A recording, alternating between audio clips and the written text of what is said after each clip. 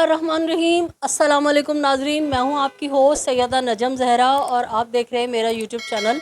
उम्मीद करती हूं कि मालिक कायनात के फ़ज़्ल करम से आप अपनी फ़ैमिली के साथ खैर आफ़ियत से होंगे। नाजरीन, इस वक्त मैं मौजूद हूं गिजरी का इलाका है कराची का, और मेरे साथ दो दुखी वालदैन मौजूद हैं। आपको याद होगा मलीर काला बोर्ड से एक बच्ची मरियम जो है अगवा हुई थी, जो अल्हम्दुलिल्लाह उनके वालदैन की कोशिशों से और आप और हम सब की सदाए एहतजाज बुलंद करने से बाजियाब हो चुकी है। उसी उसी बच्ची के सिलसिले में हम प्रेस क्लब पे मुज़ाहरा कर रहे थे, तो हमारे एक मेहरबान जो वहाँ से गुज़रे तो वो इन दो वालदैन को उस मुज़ाहरे में ले आए थे। और तो आप सबका भी इसरार था और मेरा अपना भी था कि ये भी बहुत नीडी लोग हैं, इनके लिए भी हमें सदाए एहतजाज बुलंद करनी चाहिए। तो मैं आज इनके घर गिजरी में वाक़ आई हूँ। ये इंतहाई गरीब लोग हैं, सिर्फ़ एक कमरे का घर है, वो मैं आपको अभी बात करते हुए वो कमरा दिखाऊंगी। इसी कमरे में इनका छोटा सा वाशरूम है, इसी कमरे में किचन है। इनके 6 बच्चे हैं और 2 ये मियाँ बीवी हैं, ये एक ही इस कमरे में रहते हैं। ये भाई जो हैं किराए का रिक्शा चलाते हैं। ये हमारी बहन जो हैं लोगों घरों में झाड़ू पोछा और खाना पकाने का काम करती हैं। इनकी सारी दौलत जो है वो इनके बच्चे हैं, और कितना अफसोस और दुख है कि वो वालदैन जो बेचारे जिनकी दौलत मुकम्मल सिर्फ़ उनके बच्चे ही हैं, उनकी बच्चियों को जो है सयाद आते हैं और उठा के ले जाते हैं। तो हमने आपको बताया था कि इनकी बच्ची जो है वो किसी बंगले पे काम करती थी और वो वहाँ से लापता हुई। तो मैं मुख्तसरन एक दफ़ा दोबारा आपको रिमाइंड कराने के लिए मैं भाभी से पूछूंगी कि क्या हुआ था, और उसके बाद फिर उनके जो वालिद बच्ची के यहाँ बैठे हुए हैं उनसे उनकी भी हम तमाम डिटेल आपसे बताएंगे कि वो कहाँ कहाँ की ठोकरें खा रहे हैं। अस्सलाम वालेकुम। जी बाजी हो ना, बच्ची हमने बंगले पे दी थी 24 घंटे के लिए। बच्ची 15 दिन बाद आती थी एक छुट्टी पे। अच्छा, एक छुट्टी पे आती थी, दूसरे दिन हम छोड़ आते थे बाजी के अंदर भी जाते थे। बाजी बच्ची आ गई, हम चले जाएं, कहाँ बेटा चले जाओ। बच्ची छुट्टी पे आई, बच्ची उधर गई, 5 दिन लगाए। 6 दिन बाद बाजी बोलती तुम्हारी बच्ची नहीं है। हमारे को बोलती 7 बजे की तुम्हारी बच्ची नहीं है। हमारे को बता रही है 1 बजे दिन के। वही मासी बता रही है गाँव मेरे भाई को। मेरे भाई को बोलती तुम भाई ना तुम्हारी भांजी नहीं है। मेरे भाई ने हमारे को कॉल किए भी, वो न ऐसे बता रही है मासी। मतलब वो जो बंगले वाली खातून है, आपने उनके घर कितने कितने दिन से पहले ये बताइए आपकी बच्ची काम कर रही थी वहाँ? मेरी बच्ची 3 माह से कर रही थी काम उधर। आपकी बच्ची की उम्र कितनी थी और उसका नाम क्या था? मेरी बच्ची की उम्र थी 14 साल, इरम उसके नाम था। इतनी उम्र नहीं है उसकी, ऐसे बच्ची है बिल्कुल। आप तो वो वहाँ पे किस काम के लिए रखवाई थी? उधर उधर काम पे ये घर का झाड़ू पोछा। भी हम गरीब आदमी हैं, हम भी इतने लोग हैं, भी किराए के घर हैं। हम कहाँ से पूरी करें, इतनी भी ना महंगाई चल रही है। लास्ट टाइम जब वो बच्ची 15 दिन वहाँ से रह के आपके घर आई, तो आपका कहना ये है कि 6 दिन बाद जो बच्ची है वो आपकी लापता हो गई, और उस घर की जो मालकन है उन्होंने इनको फ़ोन नहीं किया, किसी और मासी ने जो है इनके भाई को गांव में फ़ोन किया कि तुम्हारी भांजी जो है फ़लाँ बंगले से गायब हो गई है।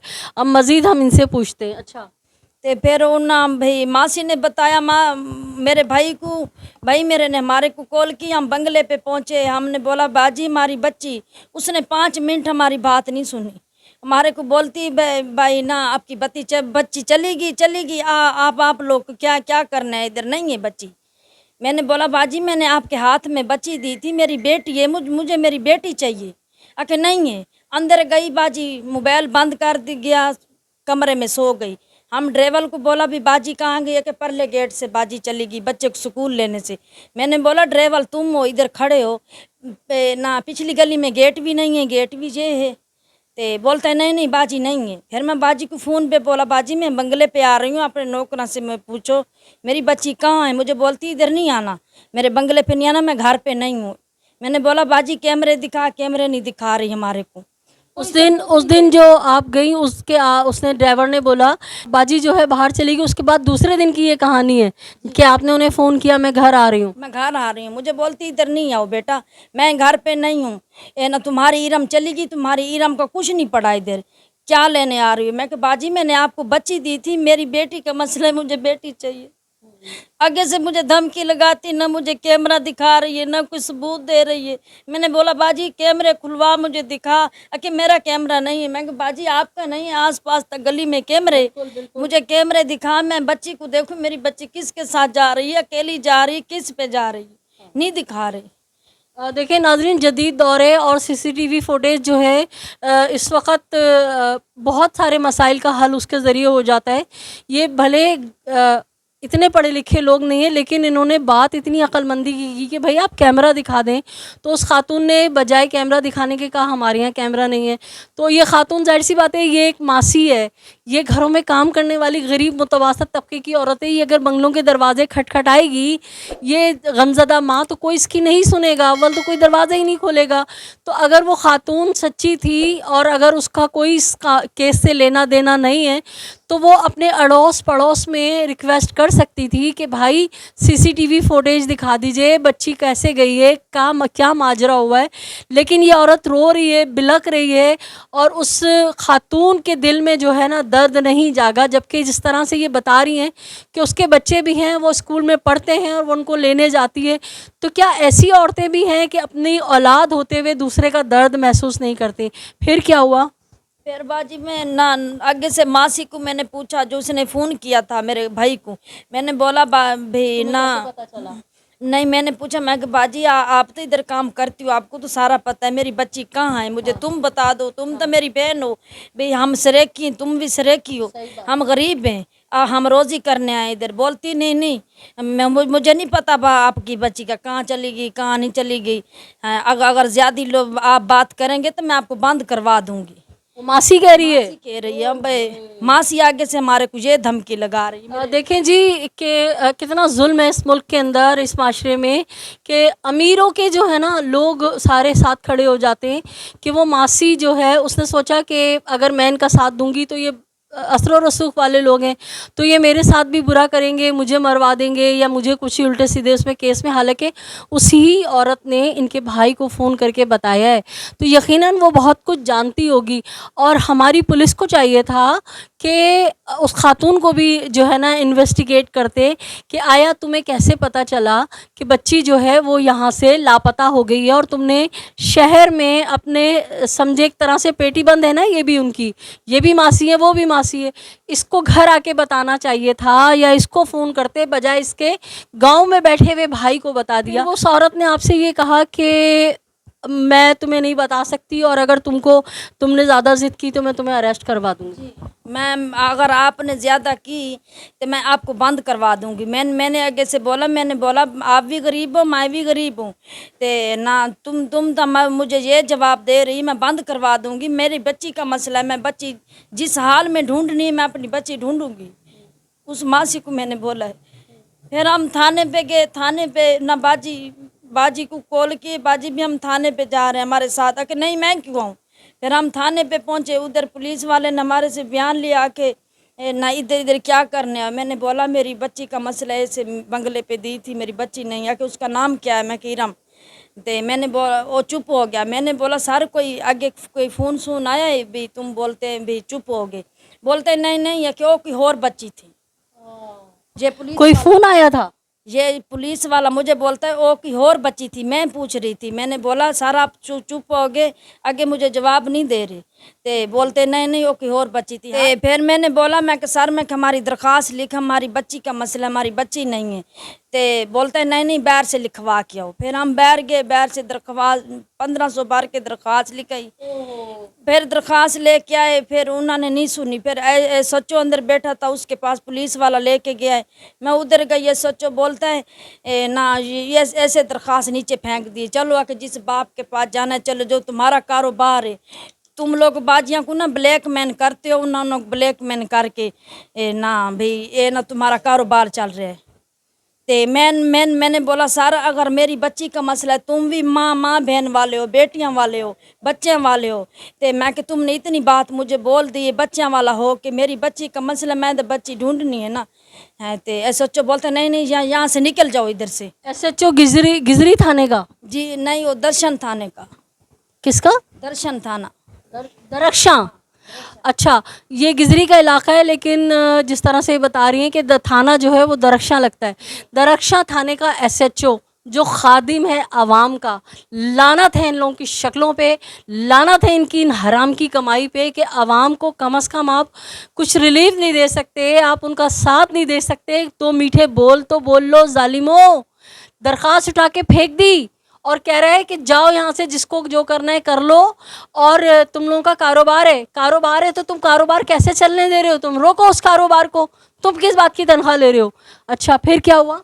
फिर बाजी हम घर आ गए, फिर मैं घर आई, फिर मैं कोर्ट चली गई। मैं कोर्ट में उधर पेश हुई जज के सामने। फिर मैंने बयान किया, एसएचओ आ गए, मैं एसएचओ के सामने जज को बयान किया। जज ने उसी टाइम ऑर्डर दे दिया पुलिस को भी जाके भी बंदे पकड़ो, अच्छा। पर्चा काटो, बंदे पकड़ो। फिर हम उस पुलिस के साथ आए, उन्होंने पर्चा काटा। पर्चा नहीं काट रहे थे मैडम का कितने दिन एफआईआर नहीं काटी? 15 दिन बाद। अल्लाह अकबर, जुल्म की इंतहा। 15 दिन बच्ची गायब है, और वो भी कोर्ट, यानी महंगी महंगी फीसें, पता नहीं उधार कर्ज लेके किस तरह वकील किया होगा, और फिर किस तरह से जो है जज ने ऑर्डर दिया है, जब जाके 15 दिन बाद एफआईआर कट रही है। अच्छा, फिर बाजी फिर हम ना के थाने पे पहुंचे, जज ने हमारे को भेजा। हम थाने पे गए, उन्होंने भाई ना वो काट गए। ते बोलते हैं हमारे को आके तुम लोग ना भाई मैडम का नाम नहीं डाल रहे थे। मैंने बोला सर क्यों नहीं डाल रहे मैडम का नाम, जब मेरी बच्ची मैडम के पास है तुम क्यों नहीं डालते मैडम का नाम? बोलते हैं ये मैडम का नाम मैं डाल रहा हूँ, ये ना तुम्हारे गले पड़ जाएगी। ये हमारे को धमकी लगा रहा था पुलिस वाला। ते फिर मैंने बोला अगर लिखना तो लिखो, नहीं लिखना तो मैं जज के पेश होंगी। ते फिर उसने लिखा है, लिख के हमारे को दिया है। फिर उन्होंने पर्चा काटा है, उन्होंने बंदे नहीं पकड़े। फिर यो जाओ था हमारा केस यो के पास गया, उसने हमारे को 3 महीने रोला है। ये आज आ जाओ, सुबह आ जाओ, शाम को आ जाओ। मेरी अम्मी का इंतकाल हो गया, अभी मैं गाँव में हूँ, अब मैं इधर नहीं हूँ कराची में, आज मैं अस्पताल में हूँ। ऐसे हमारे को बोलता रहा। 3 महीने गुजर गया, जो चौथा महीना लग गया, मेरी बच्ची का कोई पता नहीं चला। कौन सी तारीख को आपकी बच्ची गायब हुई है? मेरी बच्ची पहले महीने की 20 तारीख को। अच्छा, 20 जनवरी को। जी। तो ये आईओ जो है ये आपको इसी तरह ड्रामेबाजी करता रहा कि मेरी अम्मी बीमार हो गई है तो मैं गांव में, मेरी माँ मर गई है तो मैं गांव में हूँ, और अब आपकी चौथा महीना चल रहा है, समझे? तो अभी तक आपकी बच्ची का कोई पता नहीं है? नहीं पता चला बाजी। अच्छा, वो जो बंगले वाली खातून है उसका नाम क्या है? उसके नाम बाजी हमारे को जो मासी जिसने रखवाया तो वो नहीं बता रही थी। फिर उसने, हमने बोला भी हमारे को नाम बता, उसने बताया नाम रजब बाजी। रजिया बाजी? रजब।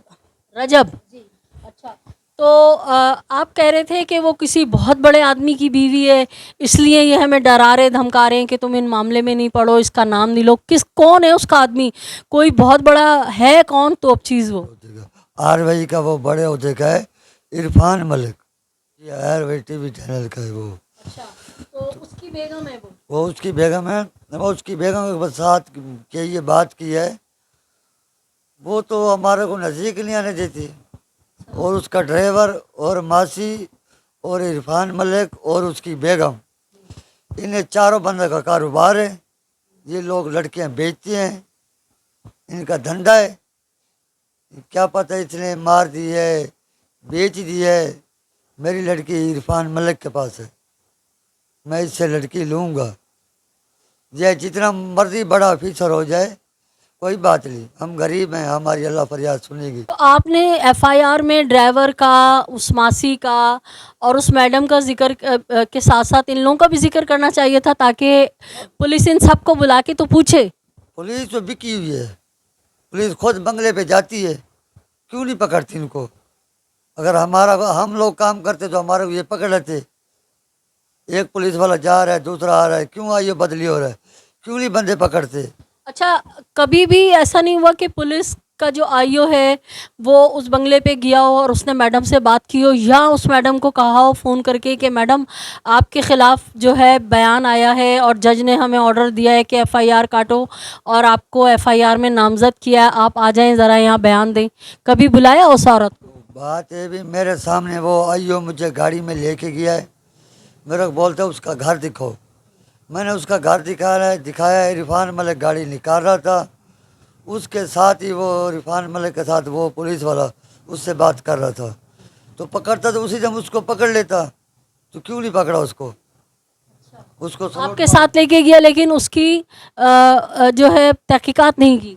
दिखात नहीं कि उसके साथ दुआ सलाम करके चला गया। चलो ठीक है, जो थाने पे आ जाना, हमारी बात नहीं सुनते। तो अभी आपका केस तकरीबन वहीं का वहीं पड़ा हुआ है, किसी किस्म की कोई अपडेट नहीं है कि आपकी बच्ची के लिए कोई छापे मारे हों, कोई पुलिस पार्टी कहीं गई हो, कोई फ़ोन आया हो कि फ़लाँ जगह बच्ची है? ये मासी, ड्राइवर और बाजी, ये रिफान मलिक, ये चारों बंदे मिले हुए हैं। उनका घर का एड्रेस किधर है, कहाँ पर है, वो लोग कहाँ रहते हैं? खैबान मुस्लिम डिफेंस के अंदर है। दोबारा बताइए। खैबान मुस्लिम 31 नंबर गली, बंगला नंबर 112, ये इनका घर है, जहाँ पे मेरी बच्ची काम करती थी। तो ये खुद पुलिस वाले जाते हैं, उनके मिल के आते हैं, उनके पास बातचीत करके आते हैं, बंदे नहीं पकड़ के आते। जी बिल्कुल नाजरीन, जिस तरह से फादर ने बताया कि पुलिस वालों ने, चले अगर उन साहिबा को नहीं बुला रहे, उनकी इमारत से, उनके दौलत से, उनके मर्तबे से इतना डरते हैं, या कोई उनके जो शौहर हैं जिनका ये नाम इरफान मलिक बता रहे हैं वो कोई बहुत बड़ी चीज़ है, तो अव्वल तो देखें नाजरीन, सबसे पहली बात ये कि कानून सबके लिए यकजा होना चाहिए।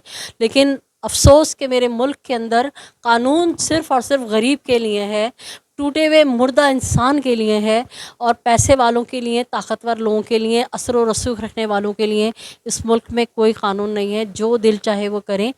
तो कम से कम इतना करते कि जो मासी है जिसने इनकी बच्ची को वहाँ नौकरी दिलवाई, उसका बंगले का ड्राइवर है, उस बंगले में काम करने भी वाली दूसरी मासी है, उनसे तो इंट्रोगेट करते। लेकिन नाजरीन, जूं का तू मामला वहीं पर है, और एफआईआर भी 15 दिन बाद उस वक्त कट गई जब इन्होंने किस किस तरह से करके एक वकील हायर किया और जज साहब के सामने अपनी रुदात बयान की, और तब जाके इनकी एफआईआर कटी है। मेरे साथ बच्ची के मामू हैं, वो मुझे बहुत देर से इशारा कर रहे हैं कि वो भी कुछ कहना चाहते हैं, बताना चाहते हैं, तो मैं उनको बुलाऊंगी। लापता बच्ची इरम के जो हैं मामू भी यहाँ बहुत अफसरदा गमज़दा हैं, यहाँ चाचा भी बैठे हुए हैं, लेकिन ये मामू मुझसे कह रहे थे कि बहन मैं कुछ कहना चाहता हूँ, तो सुनते हैं ये क्या कहना चाहते हैं।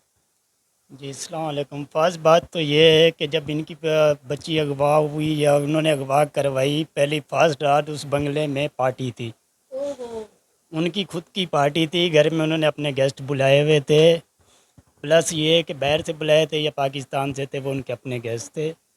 उस गेस्टों के साथ इन्होंने पार्टी की है। रात 4 बजे तक इनके घर में पार्टी चली है, और सुबह 7 बजे ये कह रहे हैं कि आपकी बच्ची गायब हो गई।